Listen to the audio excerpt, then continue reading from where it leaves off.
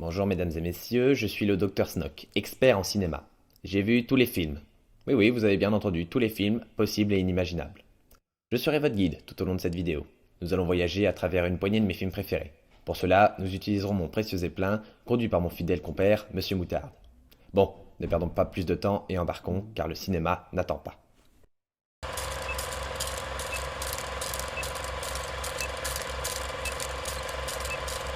Pour commencer, comment parler de cinéma sans parler de Méliès? Méliès est un illusionniste français, s'est reconverti dans le cinéma. C'est un vrai pionnier, et principalement dans les effets spéciaux. Son film, Voyage dans la Lune, datant de 1902, est probablement son plus célèbre. Il raconte l'histoire d'astronomes propulsés à travers un canon gigantesque sur la Lune.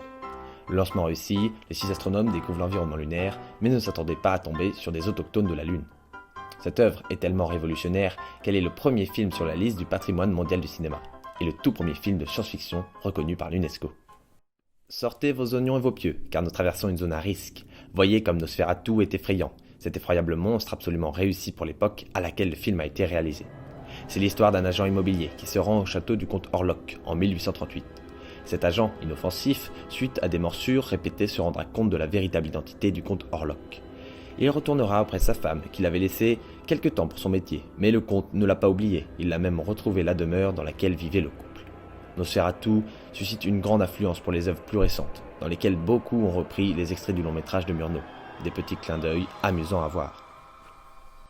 Attention, attention, nous arrivons dans la ville de Metropolis. Cette ville est tirée du film de Fritz Lang, datant de 1927. Appartenant à l'expressionnisme muet allemand, cette œuvre de science-fiction fait partie de ceux ayant marqué l'histoire du cinéma. Ce film est divisé en 3 actes qui nous racontent la vie de 3 personnages dans la ville de Metropolis qui est sujette à des inégalités sociales. Petite anecdote, le tournage de ce film a nécessité plus de 25 000 hommes, 11 000 femmes et plus de 500 enfants. Revenons quelques années en arrière dans une période de l'histoire qui nous emplit encore tous d'effroi. Nous survolons actuellement une scène du célèbre film Le Dictateur de Charlie Chaplin. Ce film raconte l'histoire d'un soldat juif de Tomani qui se blesse durant la Première Guerre mondiale, ce qui le fait devenir amnésique, et il ignore donc tous les événements qui se sont passés durant sa convalescence, qui a duré 20 ans.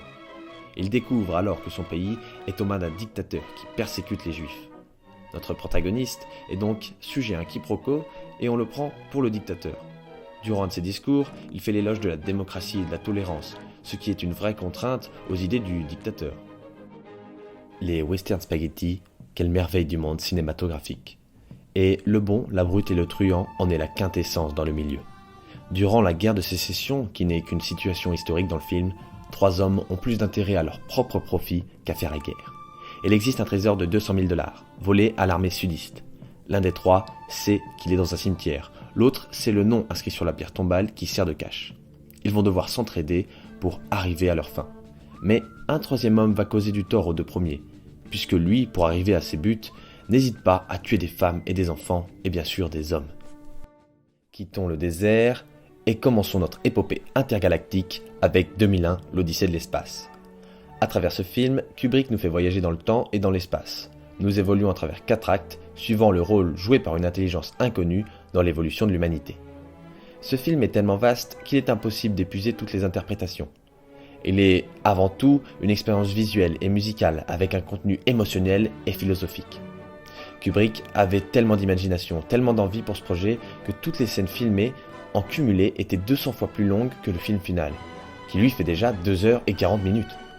Nous nous dirigeons désormais dans une galaxie lointaine, très très lointaine, pour nous introduire dans l'univers du space opéra le plus connu de tous les temps, Star Wars. L'ensemble de cet univers sort du vaste imaginaire de George Lucas, qui réalisa cette saga. Le film raconte l'histoire d'un jeune homme, Luke Skywalker, qui va vivre de multiples péripéties pour défaire son ennemi de toujours, Dark Vador.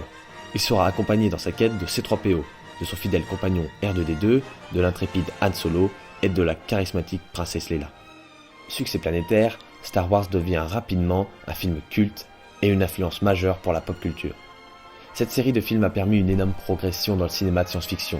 De nouvelles technologies ont été inventées pour mettre en scène cette saga et ont permis aux effets spéciaux de faire un bond de géant. Bon, et bien voilà, je crois que nous sommes arrivés au bout de notre voyage. J'espère que cela vous aura plu et que vous avez appris de nombreuses choses. Et j'espère que nous nous retrouverons bientôt dans l'univers du cinéma. Je vous salue bien. Et je vous remercie de m'avoir écouté.